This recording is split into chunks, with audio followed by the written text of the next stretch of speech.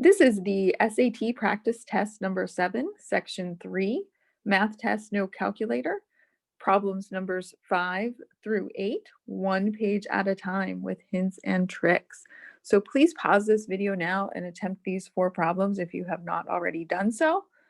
I will go ahead and give a little bit of a hint for each one and then work them out. So if you would like to hear just a brief hint before you try them, uh, I will start that right now. So for number 5, when we look at this, we are given function notation. So the hint on this one would be to acknowledge that when you have function notation, f of x, and we're asked to evaluate f of -1, that really means x equals -1. For number 6, the hint for this one would be to look for keywords and translate this. So some keywords that we see in this one would be depreciates, and no monetary value. No monetary value would mean that is equal to 0 there. So next one for number 7, the hint for this would be completing the square for the quadratic. And what that means is to create a perfect square trinomial. So this might be familiar from Algebra 2. We're gonna put that +4 on hold and think of what constant would go where the question mark is to create a perfect square trinomial. If that is not familiar to you at all, no worries. You can use the answer choices to help you. If you FOIL each of these answer choices, you could then simplify and see which one matches the original. So that is another strategy. So for choice A, you would simply take x plus 3 times x plus 3 and use FOIL to multiply those two binomials. And then don't forget to go back and add your +5. So that's your hint for number 7. And lastly, for number 8, this is another one that requires translation. So please look for a link in the description for keywords. But for this one, we have $8 per hour. And then we have his raise to $10 per hour again. He's saving 90% of his earnings. And we're asked for the least number of hours that he can work to save at least $270 for the week. So there are some keywords, but you also need to identify what you're solving for in that one. So I will go ahead and pause there so that you can give these a try if you haven't already done so, and then we'll go through them.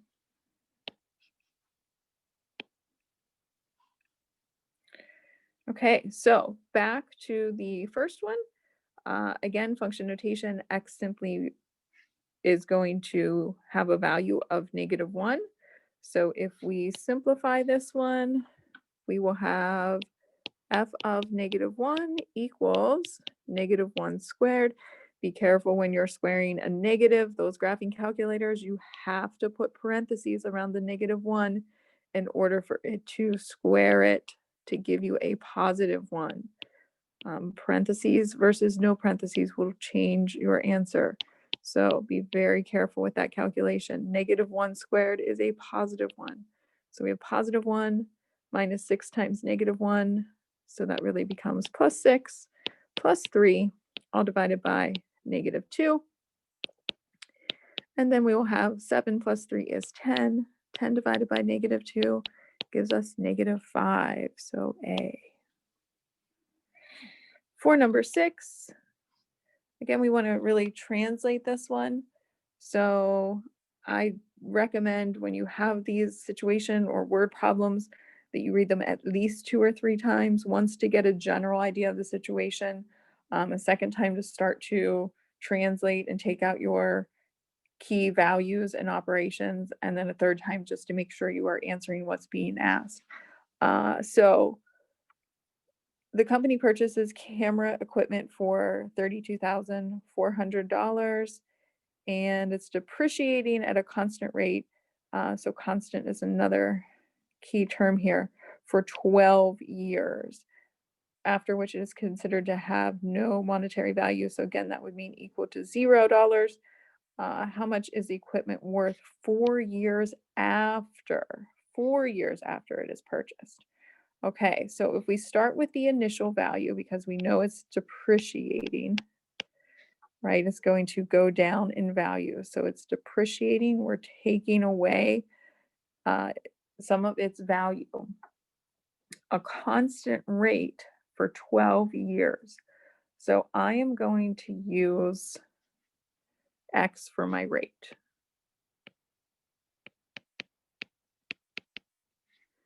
Okay, so if it's 12 years at that rate, 12 years at that rate would be 12 times that rate that it is depreciating. And after those 12 years, it has a value equal to 0. So I can easily create an equation there.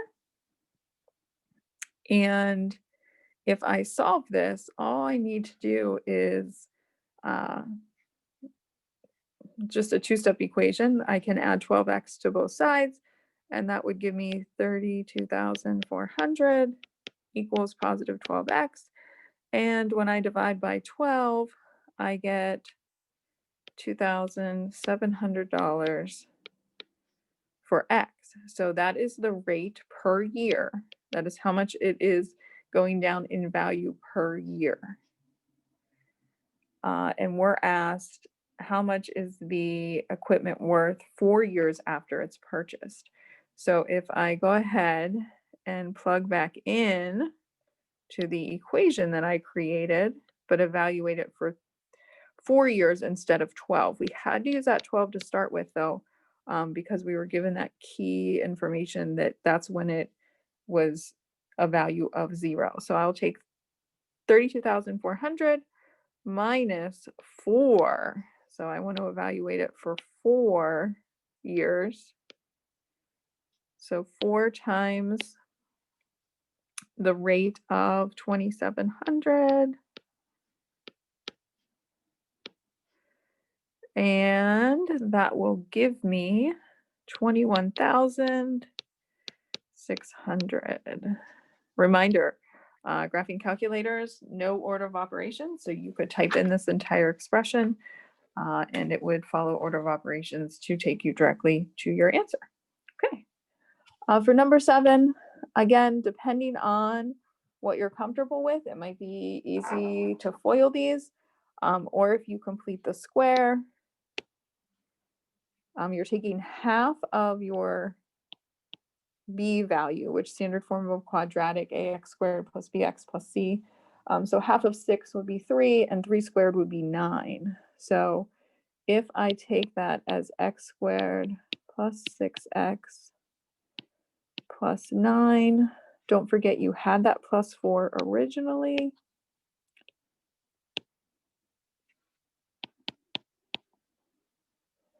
What that does is it allows me to write this as a perfect square trinomial, so that this is really x plus 3 squared if you factor the perfect square trinomial.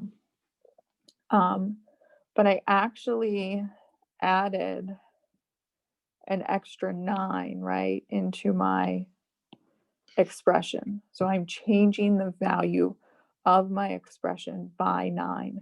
So I would actually have to subtract 9 to make it equivalent.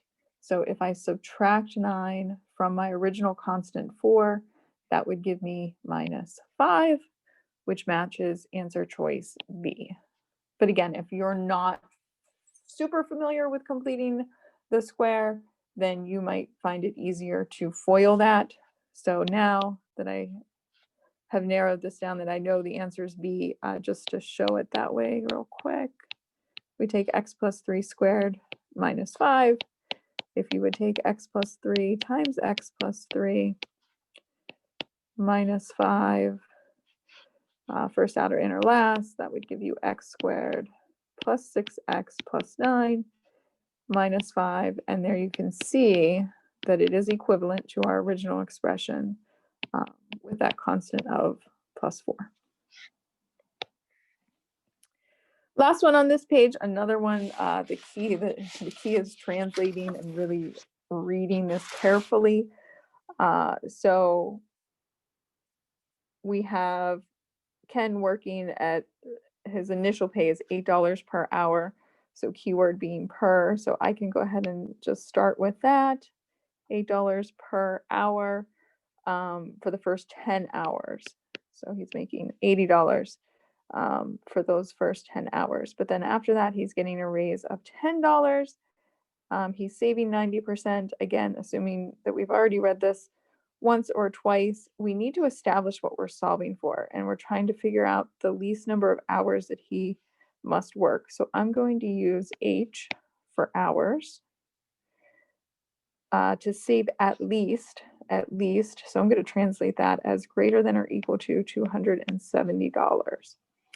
And he's saving 90% of his earnings. So I need to calculate his earnings, but then I need to take 90% of it. So I'm going to go ahead and use brackets there and show that I would be multiplying that by 90% to calculate his savings. Okay. So his first 10 hours were at that $8. The key to this one is representing the rest of the hours that he was paid the $10 instead of $8. So if I'm using H for the total hours, then the hours that he got $10 for would be H minus 10, right? So he got that lower pay for his first 10 hours. But what we have to do is represent the rest of the hours. So if H is the total number of hours, I need to subtract those first 10 hours to show his pay for the higher rate of $10 per hour. So what I have so far, that 8 times 10, those are for his first 10 hours. Now I'm going to switch and I want to represent his higher pay. So in addition to his first 10 hours, which they really make you be careful here because you're $10 per hour. And that was after the first 10 hours. So you have to be careful on which 10 is which. So now we have $10 an hour. So it might be helpful if I label this, right, for his pay. $8 an hour, and then switches to 10. And it's $10 for how many hours he worked after the first 10. Okay, so we have to make sure we use parentheses there. So now I just need to simplify this. I go ahead. Again, I'm going to ultimately multiply by that 90%. So I have 80 plus 10H minus 100. I want that to be at least $270. So if I simplify this some more, I'll have my 10H minus 20.